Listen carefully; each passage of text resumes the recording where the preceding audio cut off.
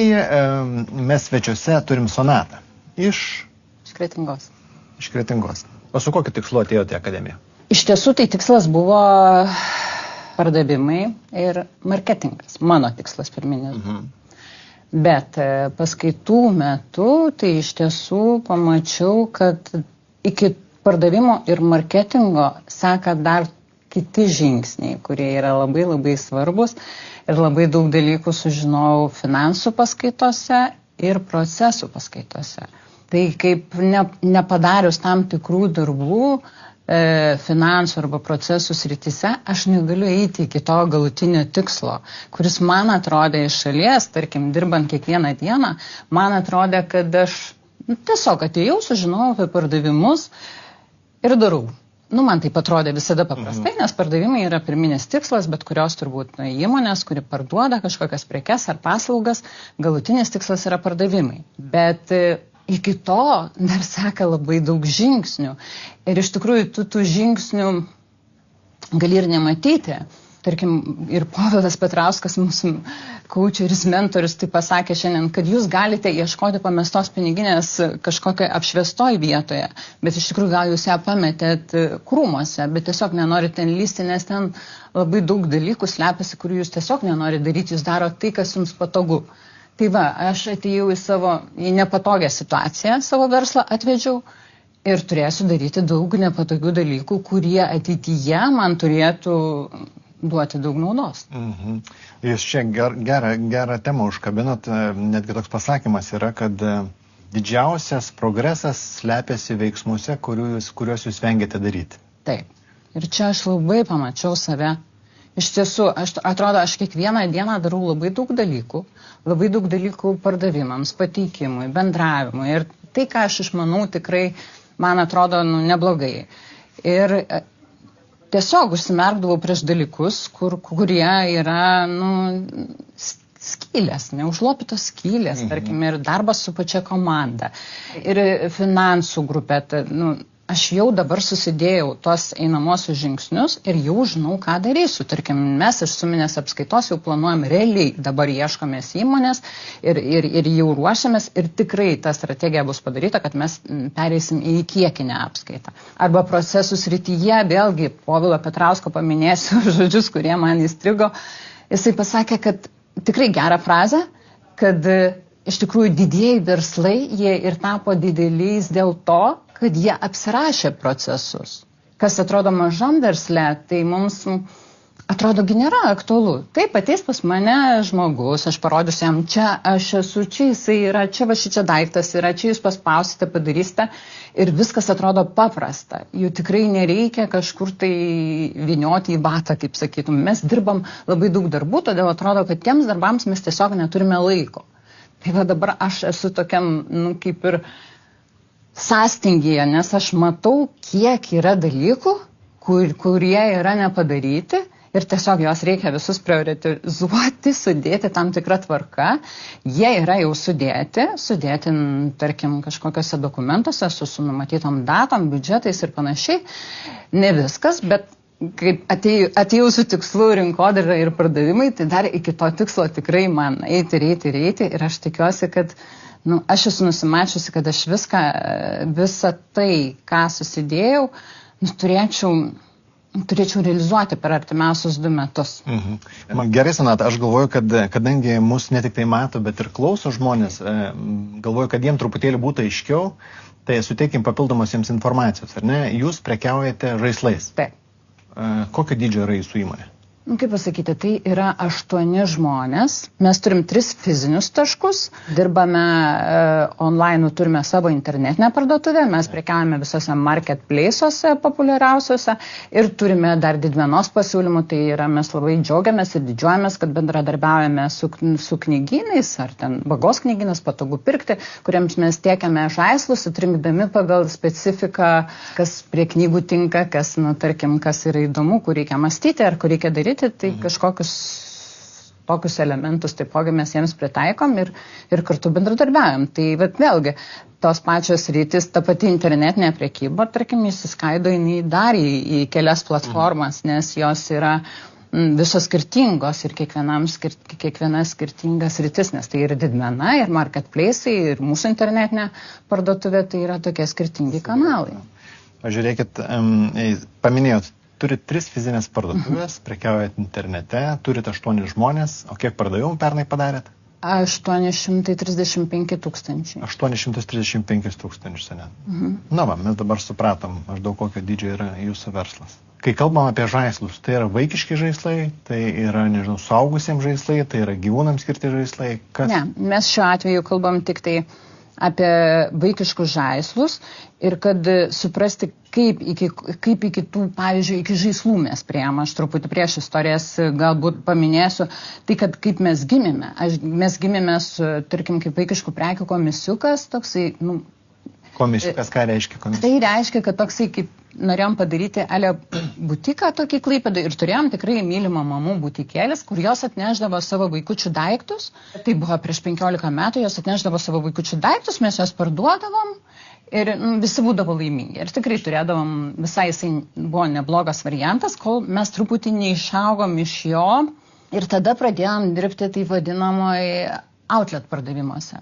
Mes tai irgi tokia tvaria linkme pradėjome. O kas yra outlet? Outlet pardavimai tai yra, tarkim, kad mes perkame, imkime iš šalies kokios Vokietija, kokį sunkvežimį prekių, kurios buvo grąžintos iš online'inių pirkėjų, pardavimų ir taip toliau. Ir tu gauni tas prekes, turi sandėlyje, tarkim, 2 darbuotojus, kurie tau gali padaryti, pagaminti iš tos, sudėti trūkstamą detalę, įdėti, nupirkti akumuliatorių, pažiūrėti, kas neveikia. Tai tas verslas man jisai atrodė, irgi tvarus, nes tu kaip ir tas prekes, kurias kažkas išmestų, tu bandai jas iš 2 padaryti vieną. Tai iš čia kažkokius nelikvidus supirkdavo. Taip. Ir tarkim, jo pažįsta pakuotę ar kažkas, ir mes pardavinėjom tokius vadinamus nelikvidus savo parduotuvėse ir viskas buvo gerai, kol mūsų pirkėjai pradėjom matyti, kad jie tiesiog nebenori. Mes išaugom iš to, nes mūsų pirkėjai to nenorėjo. O kaip toliau mes ėjom, mes tiesiog pradėjom labai klausyti savo pagrindinio pirkėjo.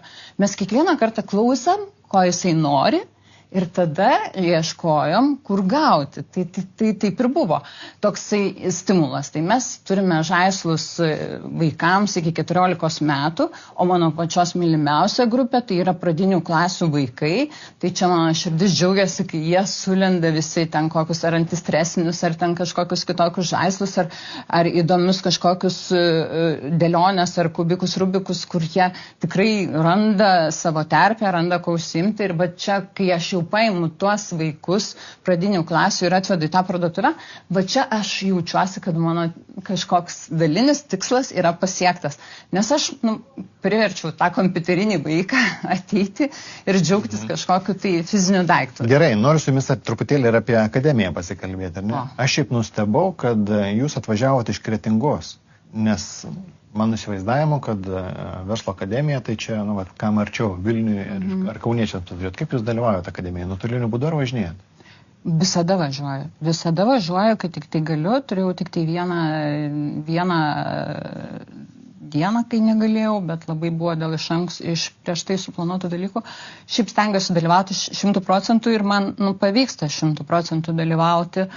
Iš tikrųjų, online'iniai mūsų workshopiniai susitikimai tai dar yra jie įdomesni negu, tarkim, šičia, kur susitinkame Vilniuje, bet tai, ką duoda, tarkim, verslo akademija, tai šiaip tai aš net nežinau, kaip galima būtų matuoti, ar tokiu laiku, važiavimo laikas, ar aš net nesvarstau to, nes mes gauname kaip dovana šitos dalykus ir mes galime naudotis labai daugeliu privilegijų. Aš net nekalbu apie standą. Aš net nekalbu apie tai. Aš iš tikrųjų žinau, ką reiškia, tarkim, profesionalus, geri mokytojai. Mes dabar turim galimybę mokytis iš pačių geriausių savo sričių atstovų. Mes galime susitikti, tarkim, tarpusavyje semtis patirtimi, irgi būdami visai skirtingų verslų atstovai. Mes nemokamai gauname tokią patirtį, kurią tiesiog net nežinočiau, kur galėčiau nusipirkti. net neįsivaizduoju. Jeigu kalbame apie procesus, neužsiminėt, ar galit ir žiūrovų, ir klausytojai keletą patarimų duoti, ką jūs išgirdot? Nes pas jūs proceso, iš jūsų pasakojimų supratom, netrūksta, ar ne, šiai dienai, ir minčių, ir procesų. Kokias kelias pagrindinės pamokas, kurias jau galbūt prisitaikėt arba prisitaikysit artimiausiu metu? Tai visų pirma, aišku, tai suprasti ir segmentuotis savo, ne tai kad pirkėją, paslaugų gavėją. Tai čia labai svarbu. Išsigryninti savo vertybės, tikslus. Segmentacija. Segmentacija būtina. Aš nežinau. Nes, sakau, be segmentacijos, tai kaip ir aš su savo mentoriumi kalbėjom, be segmentacijos, tai aš galiu tiesiog tos pinigus švaistyti į orą. Nes aš nežinau savo grupės. Kaip ir jeigu aš kaip labai giriuosi, kad žinau fizinėse parduotuvėse, tai aš online, tai aš atsitrenkiu kaip paukštelis į stiklą. Nes aš jų nematau. Ir kas man gali padėti tai pamatyti, tai vėlgi yra specialistai, yra žmonės, kurie padeda įsigrynintis ir išsisegmentuoti savo pirkėją ir savo aplinką. Tai va čia. Aišku, reklama atpinga, kas tai taip, atpinga dėl to, kad tu žinai, į ką tu orientuojasi. Tai čia yra apklausos ir visi kiti dalykai, su kuriais man padėjo tikrai susitvarkyti ir suprasti. Visą tai mano irgi mentorius, tai čia segmentavimas ar savo pirkėjo pažinimas per susitikimą su verslo finansų analitikė asmeninė. Tarkim, aš prieisiu kaip finansai, atėjau iki verslo. Ir mes analizavom pamėnesiui ir, tarkim, analizuoja pardavimus. Ir tiesiog sako, o tai jums nukrito. Aš sakau, kad galbūt rinka nukrito dėl to, kad ten sausio mėnuo. Nukrito pardavimai ar kas? Tarkim, mėnuo. Mes analizuojam pamėnesiui su finansų analitikė. Ir jinai sako, kaip kad nukrito, o kodėl nukrito? Ten rinka buvo taip ir taip. Tai ką tada mes galim pasidaryti? Mes galim eiti į statistikos departamentą ir pasižiūrėti, kaip gyvena žaislų kategorijos pardavimai Lietuvoje. Čia žaislai kaip pavyzdys. Jūs gal prekiaujate auto detalėmis, ar ten kažkokiais tai... O tie duomenys prieinami yra? Taip, jie prieinami. Net nereikia nieko užsisakyti. Jūs bet ką parduodate ar bet kokią paslaugą suteikėte. Ir matome, kokie pardavimai iš šito segmento buvo tą ir tą mėnesį. Tada tu gali svarstyti, kas buvo. Ar rinka nukrito, ar tu pasimetei tarp konkurentų. Jeigu tu pasimetei tarp konkurentų, tada, vėlgi, sekantis žingsnis, tai tada, kažkur kažką blogai darėme, grįžkime atgal, grįžkime į marketingą, rinkodarą ir ieškokime ten kažkokių tai problemų. Gerai, aš galvoju, kadangi čia eteris mus kažkiek riboja, pabaigai dar noriu paklausti, jūs dirbat kartu su vyru? Taip. Kokie privalumai, jeigu jų yra dirbant su vyru? Yra privalumų taip, kad yra besąlygiškas pasitikėjimas vienas kitu. Tai čia turėti verslo partnerį, tarkim, kuriuo gali tikrai pasitikėti, tai yra labai gerai ir tai nebuvo visas laikas, kad mes dirbtume kartu, dėl to, kad tai grįždavau aš darbus, nebuvo verslas visada, jisai pelningas. Tai tekdavo, tarkim, aš grįždavau į rinką, dirbdavau įmonėse, jisai likdavo versle, tai tiesiog grįžau visiškai į verslą jau prieš 5 metus ir mūsų kartu žingsniai visai pasiteisino. Tai pliusas yra tikrai besąlygiškas pasitikėjimas ir tai, kad gali pasidalinti labai gražiai darbus, suprasdamas, kas ką geba geriau. Tai yra pliusas. Bet ir paminėsiu, aišku, ir minusą. Minusai yra tie, kad tikrai ta virtuvė persikelia ir į namus ir kartais net netyčia persikelia į darbą, nes, tarkim, aš galiu kaip pavyzdį pateikti, tarkim, kad, tarkim, mūsų vienas darbuotojas, kuris yra ir mūsų draugas, jisai irgi sako, aš iš tiesų, jūs kaip pora besipykstančią matau tik tai sandėlyje. Bet tas pyktis yra, tai jisai yra diskusija. Jisai yra diskusija, kartais jinai būna karšta ir kartais ten panašiai, bet namuose stengiasi nurimti, bet būna taip, kad tu tiesiog bandai užmigti ir tada, o kaip mes darysim čia, o kaip mes darysim čia. Įeina tas kartais, sakau, viskas ir vienas kitą sustabdom ir tiesiog pabandom užbraukti brūkšnį, tai tą atsiribojimą yra padaryti sunku. Jisai persipina ir mūsų vaikai kartais tikrai duoda pastabų, sako, kad kodėl mes turim visada klausyti tik apie tai, ar mes neturime temų daugiau, ar mes negalime daugiau apie kažką padiskutuoti. Tai va, tai tas minusas yra, o pliusas vis tik tai rasti partnerį, kuriuo galėtum pasitikėti, tai yra, yra vertybė. Gerai, ir mes su jum pasikalbėjom, bet aš tikiu, kad dar mums bus galimybė susitikti kažkiek gal vėliau. Pasižiūrėti, kaip jums sekėsi. Gerai. Jūs įgyveninot savo išsikeltus, padarėt namų darbus, ką prisikalbėjot.